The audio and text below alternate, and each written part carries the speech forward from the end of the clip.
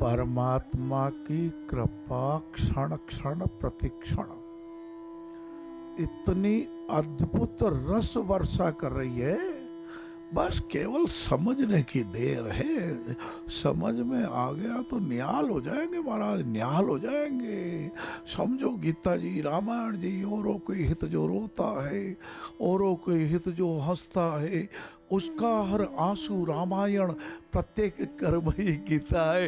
ये समझ में आ जाएगा, रोम रोम की रोमावली खड़ी हो जाएगी और हम कब उठेंगे, निहाल हो गए, निहाल हो गए, निहाल हो गए।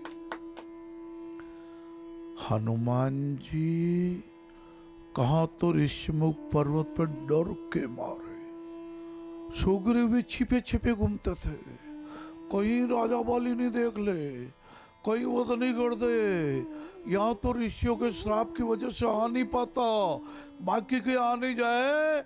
और दोनों राजकुमार परमात्मा के भगवान राम जी और लक्ष्मण जी आए, तभी सुग्रीव ने कहा हनुमान जी परीक्षा ले, कोई हमारा वध करने के लिए तो नहीं भेजा है। जो इतने डरपोक जैसे थे महाराज, जो इतने भयभीत जैसे थे, वो इतने महान कनक भूधराकार शरीरा, ऐसे पार ब्रह्म परमात्मा के एकादश रुद्र के अवतार कपिपति हनुमान जी के जय जयकार करते हैं। बोले हनुमान जी महाराज की। इतने वर्षों से आप स्नेह करते हो, 28 साल हो गए जी नारायण सेवा को, कभी आपने एक मुट्ठी आटा दान में दिया, कभी हमारे निवेदन पे आपने वस्त्र दान दिए। धन्य है चिकित्सक महोदय, जब हमने आपको 1986 में कहा हमारे साथ पाई चलिए, हमारे साथ वनवासी क्षेत्र में चलिए, जड़ जड़ तन चिपक्या पेटा रहा, गाल खाल रहा खाड़ा रे, कठे अंगर क्या कठे पगर क्या, आधा फिरे उगाड़ा रे। आपने हमारा वहां साथ दिया।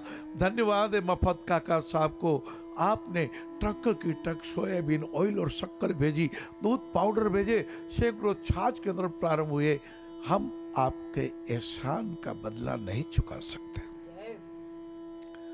जब विकलांग के ऑपरेशन प्रारंभ किए, सोचा अब तो कैसे मुफ्त में कर पाएंगे, अब कैसे निःशुल्क कर पाएंगे।